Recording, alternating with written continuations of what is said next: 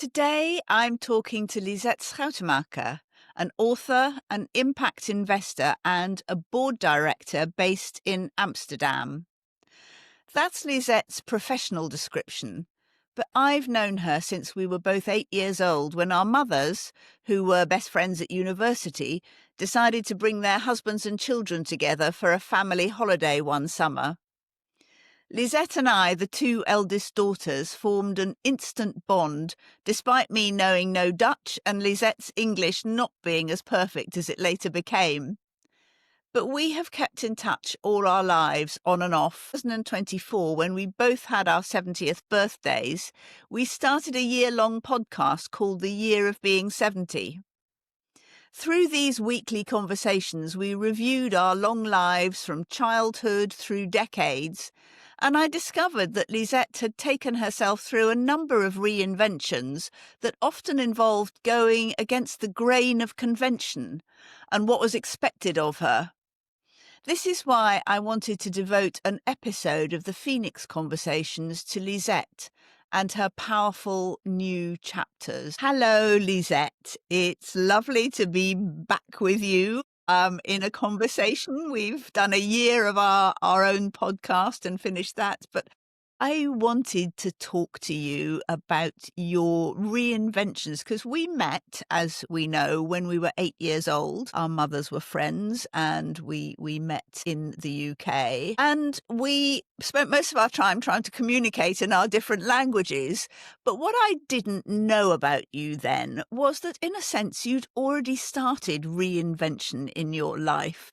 So tell me about your childhood and how you felt about the family you grew up in. I grew up in a very sweet and kind post-war family, of course, born in 54. It's a mere 9 years after the war that my parents had been through in various circumstances, and they wanted to really make a better life for us. And I was a child. As a child, I lived like with the fairies and with the unseen beings, and I was a bit. Yeah, my mother used to say, "You're a bit off. You were always a bit off, Lisette." So she thought it was a kind of funny thing to say, but it didn't feel so funny when I was young because I did feel that I was a bit of a stranger in our family. And at age 6, I was put into another school, like a elementary school, and I just couldn't hold on to, my childhood world. So I adapted to the convention of the kind of village where we lived. So you sort of started off as a very spiritual being, kind of unlike the rest of your family who were not religious and not Yes. particularly spiritual. And you had to kind of abandon that when you were really young because it just didn't fit in with what was happening around you. So in a sense, I see that as your first reinvention. Yeah. Yeah, I think it is my first reinvention. And of course, I did not know the word spiritual. Nobody knew that. There was organized religion and not much else. But I think that is true. Yeah. So how did that work?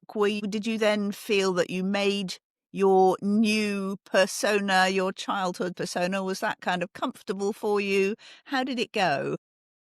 Well, it was not so comfortable for me because I think my brother and sister were kind of naturals at, the place where we lived. They loved to play hockey. They had lots of friends. And I was like this shy girl in the background, still figuring out how to do it. And, a next moment came when I was 16. Yeah, no, well, a girl from Rotterdam came into our class and the way she just made friends with everybody within, a few weeks, I kind of watched her and thought, "Oh, that's how you do it. I can do that too." So very consciously started to practice and mimic her. So I'm very grateful to Nora for showing me how I could be part of, say, the popular clan, just how to do that. Somehow I never picked it up from my siblings, but I picked it up from her. Yeah, so again, that was another kind of really conscious reinvention of your personality, really. You, even, as a teenager, decided you would be different and again, that worked for you. It also worked against me because I was suppressing part of myself. So I also became depressed.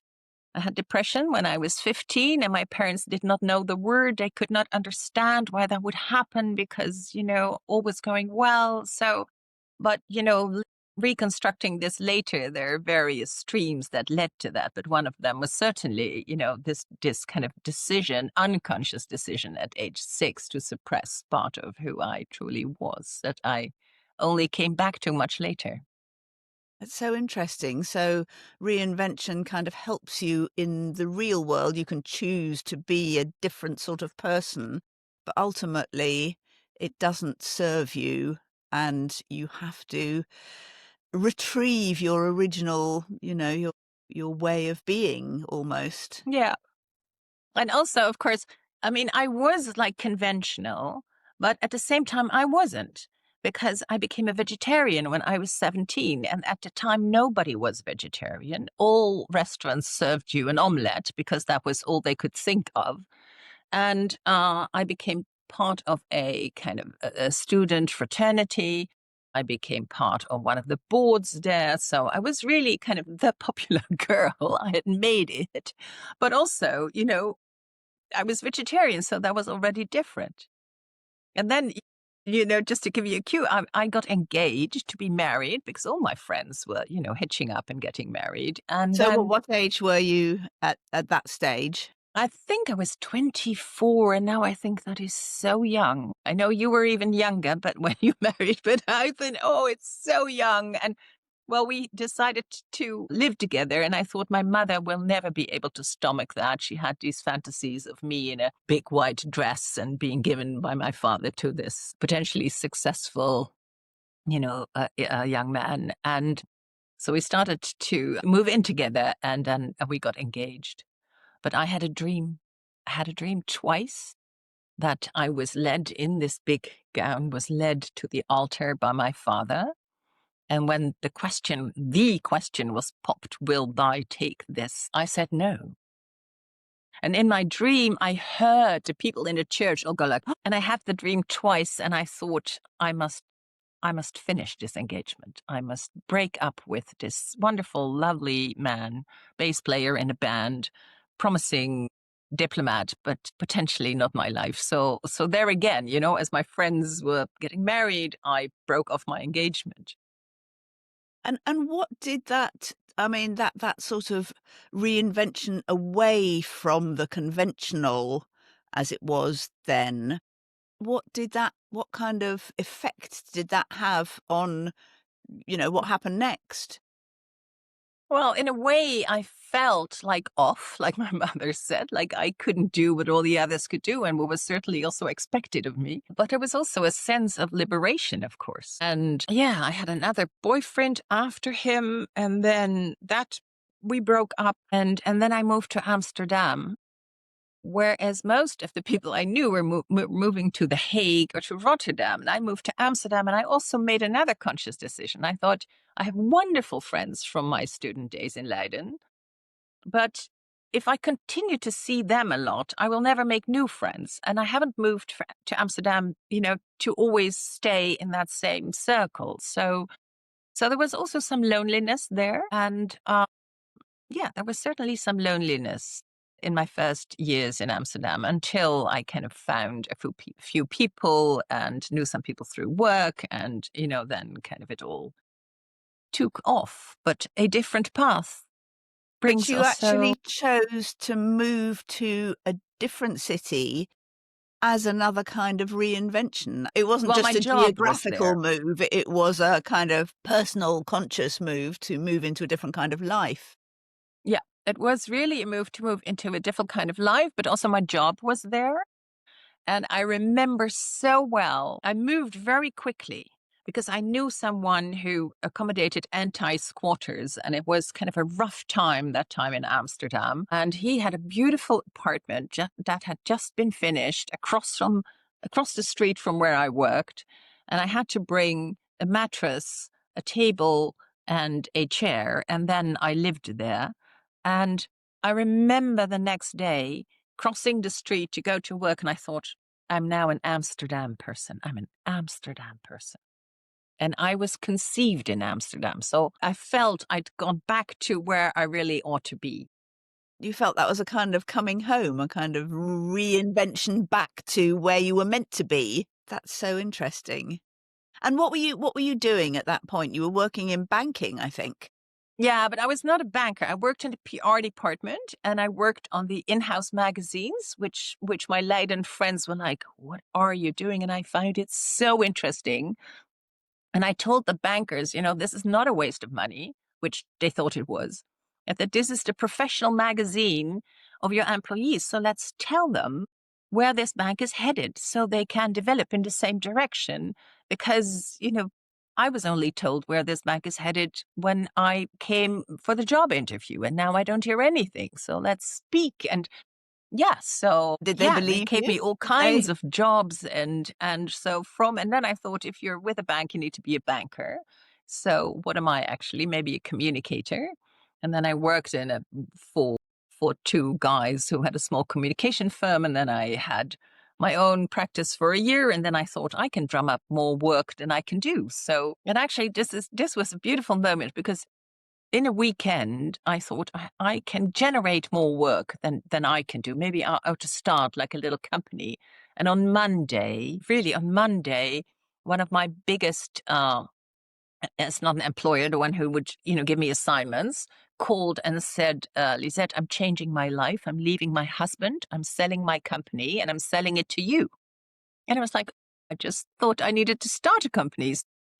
Yes, let me buy this. And on the 1st of January, I sat on one of the canals here in Amsterdam with my swanky office and an office manager. And from that, instead of having birthing babies, I birthed a company because I gave it a whole new direction. And the bank I worked for came to me as a client and was a big client. And we did big assignments with a very tiny outfit. And it was wonderful. I think that's so fascinating how sometimes when you just make that decision as you did one weekend that you were going to do something, and then suddenly the universe or, fate or whatever just realizes the door is open and sends Yeah, you what you need. That's quite extraordinary how that happens. Literally, you made the decision on Saturday and on Monday there was the company it that you gets didn't even delivered. need to start because it was just being gifted to you or sold Yeah, to you.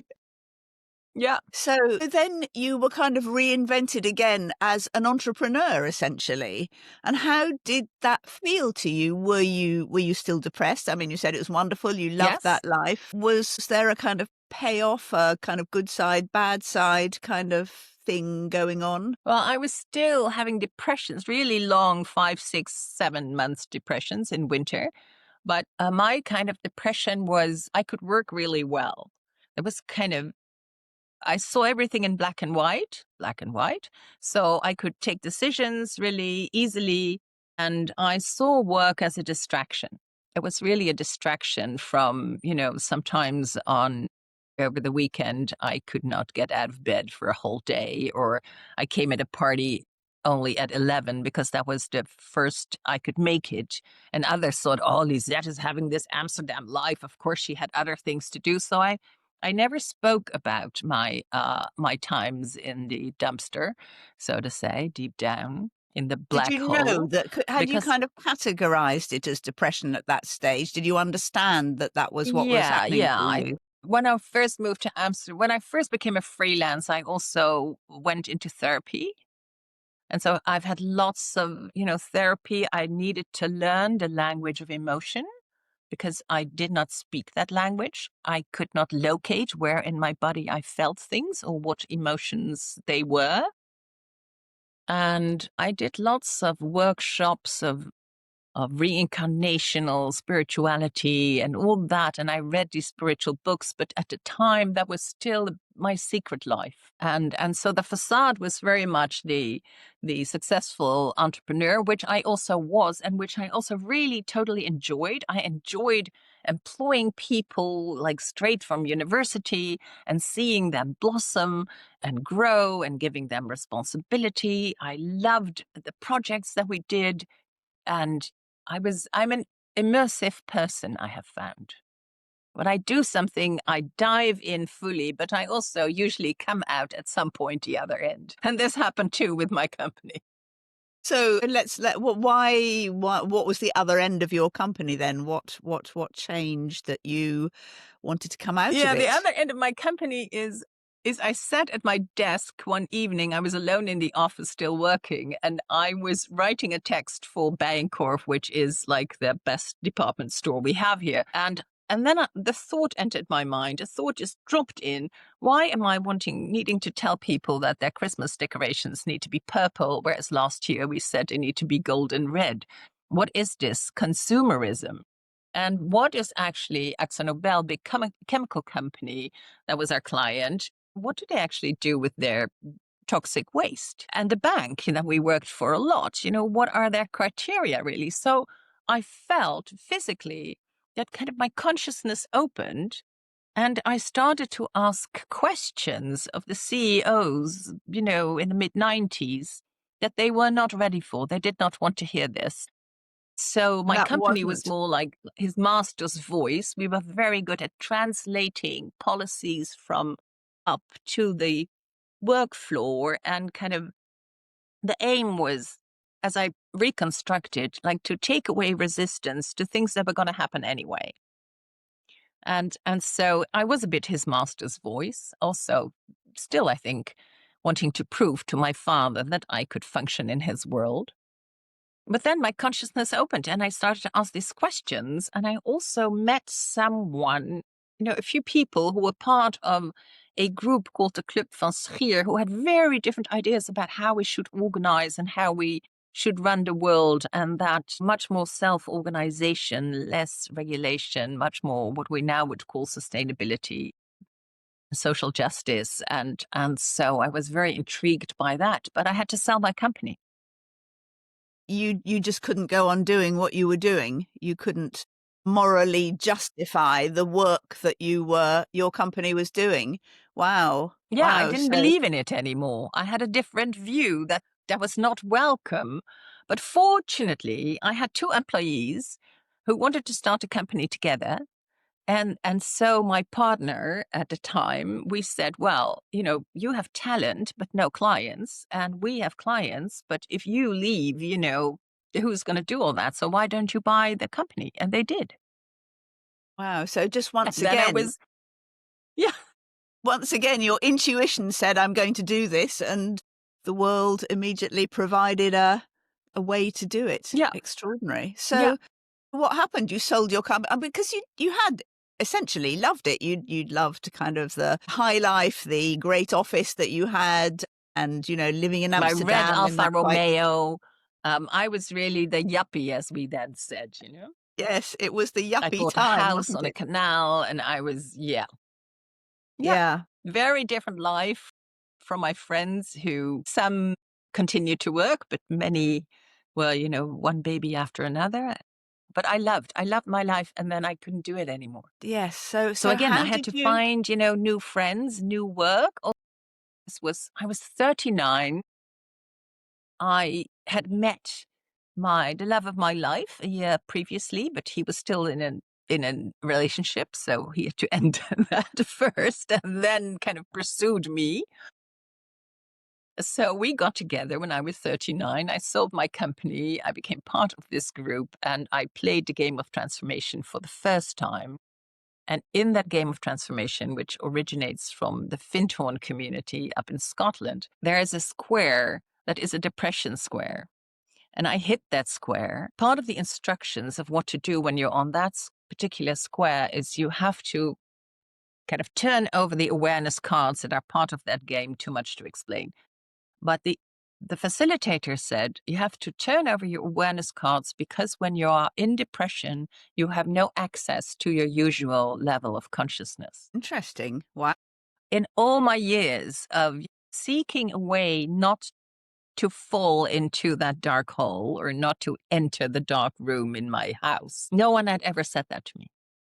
And I thought that's exactly true. I cannot access joy. I cannot access gratitude or the pure love of life or the zest for life. It's all just useless and a burden. And yeah, I don't even want to talk about that too much because I can still feel the pull of, that reasoning that is another truth of life, but I choose not to go there.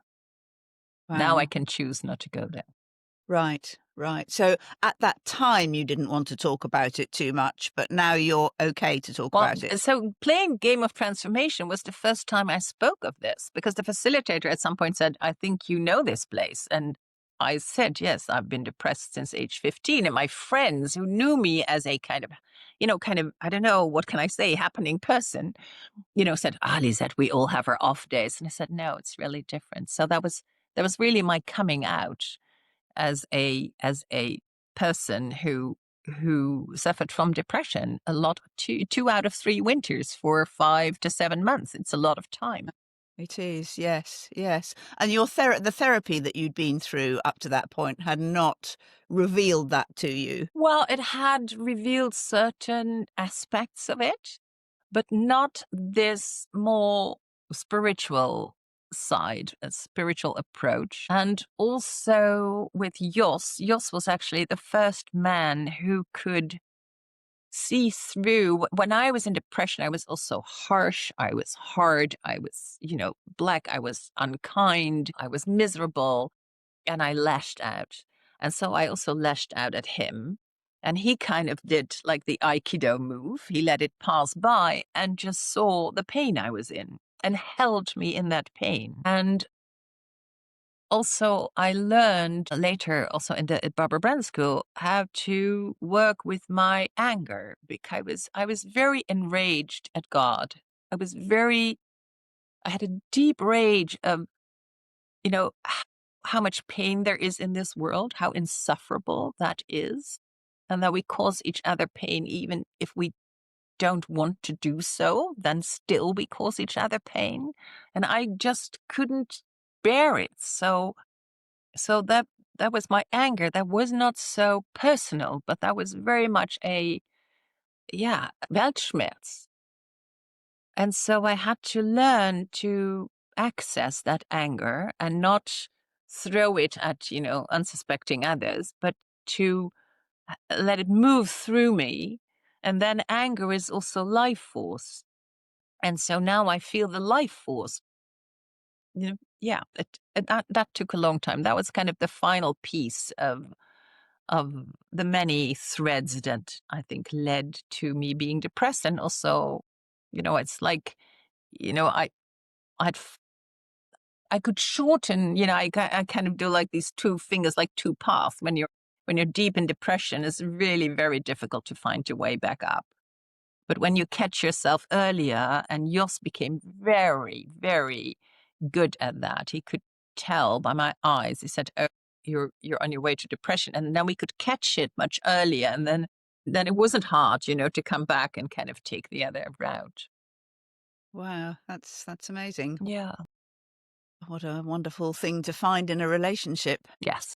Is it what did you then do? I think you enrolled in the Barbara Brennan School of Healing, which was really a big step and another kind of major, although quite long drawn out reinvention. So what happened? How did that work, and what did you learn at the Yeah, so Barbara I Brennan was, School? 39, 40.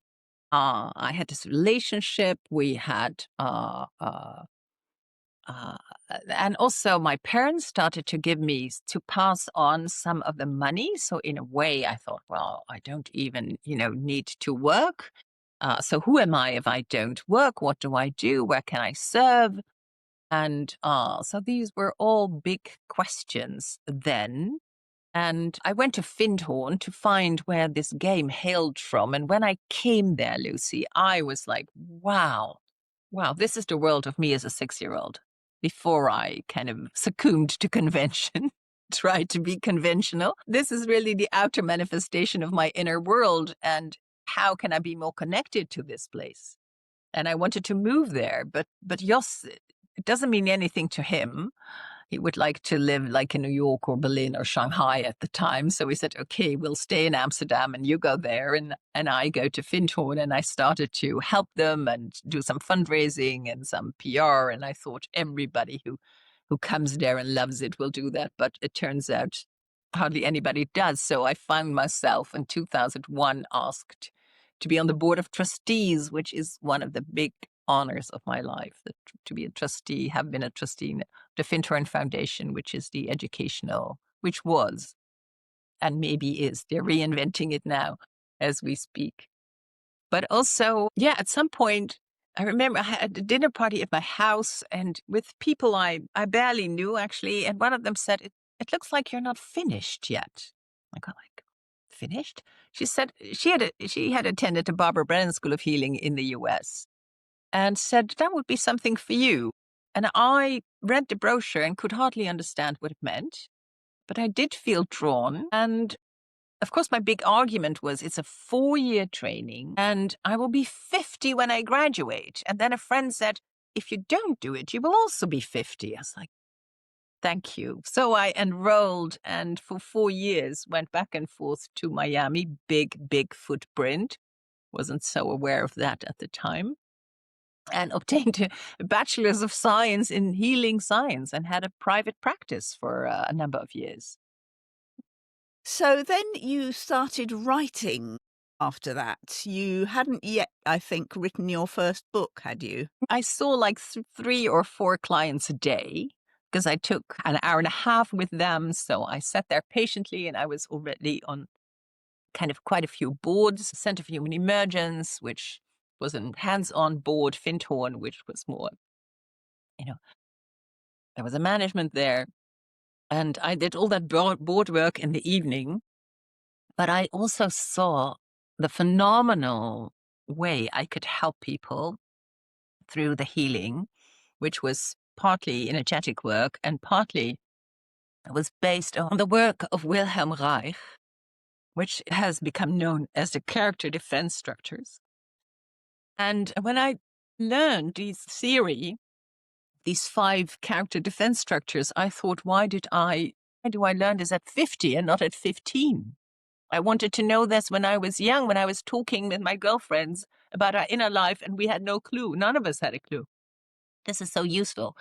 So maybe instead of seeing 3 people a day, I can reach more people by writing a book about it. And so that became that's my book. This is it in German. That is it in English. And this is it in Italian. It's called The 5 Childhood Conclusions or The Childhood Conclusions Fix. And it is such a useful map. It's not the only map, but it's such a useful map for much of our repeating thoughts that we're not good enough or that we don't belong, we should be somewhere else, or that we need to be in control, or that we need to be perfect, or that we just go along because our will doesn't count. All of those. Yeah, that was in 2010 I wrote that. Fantastic, yes. And I do I need think to there blow is my nose. something transformational about becoming an author, that it is actually, it's a kind of reinvention in itself when you write a book. Partly the process of Yeah. writing the book is the kind of you're externalizing and clarifying things in your head, but also it's sort of in your place in the world becomes slightly transformed as well when you're the author of a published book. So You know all about that. And then I wrote 5. I just can't believe how I did that with all else that I was doing, but I did. so let's just finish off by kind of coming up to date. So what is your what is your current reinvented life? Where have you taken yourself now that we are both 70? Or There's just one more. When I stepped down from the Findhorn Board of Trustees, I thought no more boards. My work in that department is done. And then 4 years ago, I got a telephone call from something called PIMWIMIC, Put Your Money Where Your Meaning is Community, which is a co-op in which we bring our money together and invest it in regenerative agriculture. So that's impact investing. And they said, well, we're looking for a person to join our board, and we were thinking of you. And I had this decision, but my heart opened and I said, yes, of course I'll. And so, I immediately became the chair in the second meeting I attended. And so that has taken me into the world of impact investing that occupies a lot of my time now. I invest in companies directly. I invest through funds. I love meeting the founders. I love, also their being on advisory boards or wisdom councils or, in all kinds of ways that has shaped my life. So I thank my parents, my father with his job, how he has provided me with an opportunity to bring money to all kinds of things that I believe are pioneering new ways for a healthy and interconnected and sustainable world. That's amazing. That's a lovely kind of reinvention. I won't say final reinvention because there could well be more, but No, no, no. it's a great Who place to knows? be. Yeah. Because, now I immerse myself in that. I've been doing that for 4 years. So maybe 3, 4, 5 more years to go. And then who knows what will happen? Who knows? So final question. Do you feel that in your 70s, with all the reinventions and transformations that you've been through, do you feel that you and the little girl who lived with the fairies, who had that sort of spiritual life before you even knew what it was, do you feel that you are reunited and that the kind of circle has closed almost, at least in that sort of way? Very, very much so. Very much so. Like, yeah, yeah. The people I'm closest to now are the people I can speak about, these things. I can say to them, I have once for 10 seconds or maybe a millisecond been able to see into the world of the unicorn. And they go like, tell me more. What is it like? How do they live? And don't raise an eyebrow. So I have very much brought that shy and life actually. It's a wonderful place to end. That's such a inspiring story of different transformations through pain and lots of rebirth, really, and finally coming back to where you started and feeling, I suppose, feeling whole. Would that describe it? Feeling where you're Yeah, meant that's to a be lovely and way who to you're say meant to it. be. Yeah, and I feel I have followed my life. I followed what came in, but I followed opportunities and kind of followed the life that was already meant to be lived through me. But I do feel whole. I think that's a lovely way of saying it. Thank you, Lucy. Thank you, Lisette Schuitemaker. Thank you for your reinvention journey and sharing it with us. Thank you, Lisette, for that honest and revealing exploration of your life, your reinventions through various iterations, and sharing your experience of depression and suppression that I'm sure will strike a chord with many listeners. I love to think that in your 70s, you're now reunited with the little girl I met all those years ago. Your reinventions have made you whole and the circle is complete. If you enjoyed the Phoenix conversation, please like this episode and subscribe to the podcast wherever you access it, on Spotify, Apple, or YouTube, or maybe all three. I look forward to seeing you on the next episode.